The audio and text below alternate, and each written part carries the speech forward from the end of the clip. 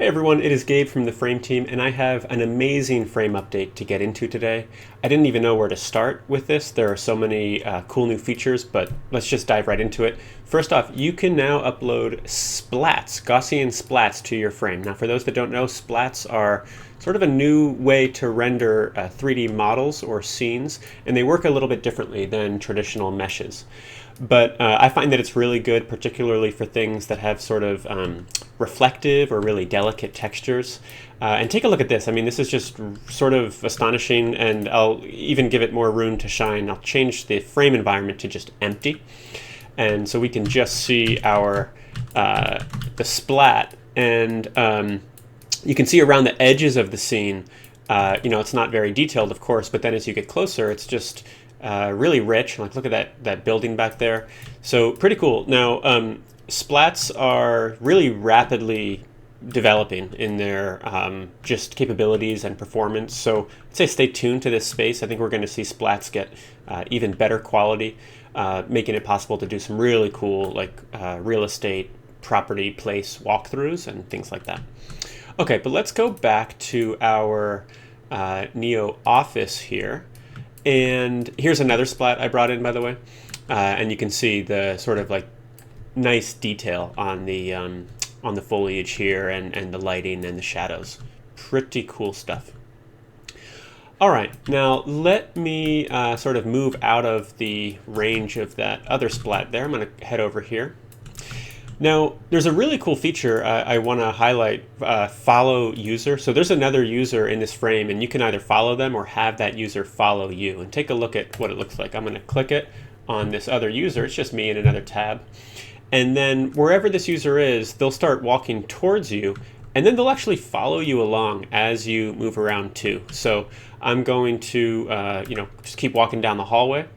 Let's say you're giving someone an introduction to your frame, and they don't even know how to move around just yet. You can really give a walkthrough this way using this feature. You'll see they're right behind you. You can even do this with a couple people. They can all be sort of following along. Pretty sweet.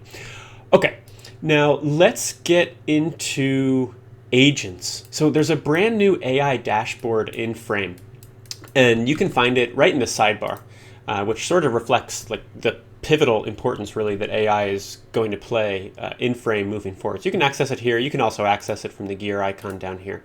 But go ahead and pop up the AI dashboard, and you'll see you've got your meeting record viewer. So as you transcribe your meetings, you'll see the meetings here. You'll see they get tagged now, and you can filter all your meetings by tags to view their transcripts and action items and summaries. You can email these to whoever you want, and you see them for every meeting that you've participated in that's been transcribed. So that's pretty cool. Now let's go to the agents section. So we've rebranded the NPCs, the non-player characters, to agents.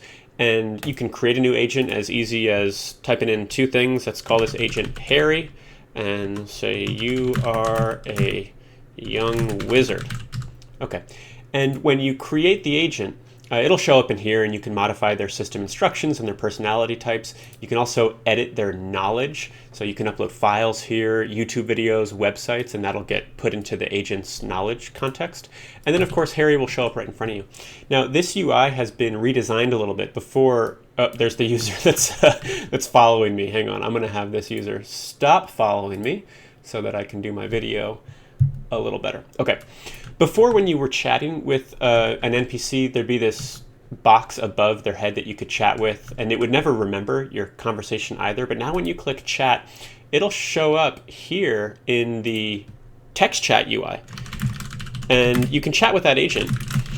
And Harry will respond here, of course. But what's cool is if I refresh, that conversation will be stored. Harry will have a persistent memory of my conversation with it. This is starting to open up some really powerful things here in Frame. But let's go to the main chat. Let's say that you're just in a meeting and you want to leverage AI.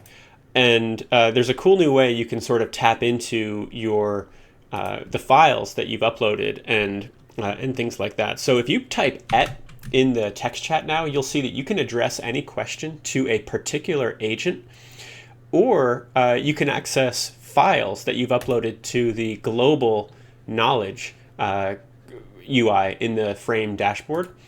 Or you can tap into any previous meeting record. Let's say that there was a meeting where you talked about something in particular. You can actually reference that meeting and then ask a question about it. So that's pretty cool. The idea is the more you use Frame and transcribe those meetings inside of it, the more this sort of collective intelligence grows for your organization. So pretty cool stuff overall. I think that transcript might have been empty. It was one of my testing transcripts, which is why I'm not getting a response back. But yeah, try it out on your transcripts. You'll see that this works really nicely. Okay, gosh, that is about everything. We also did improve performance in Frame quite a bit, particularly frames that have a lot of text labels and voice zones and a couple other asset types. Of course, as always, you don't want to go overboard. It's a balance between performance and sort of asset richness, but have at it. And I think that's about it. Of course, everyone at EXP, our biggest user, these updates will be coming to you tonight, and I'm excited to get it in your hands. Okay, much more coming soon. Thank you all for watching.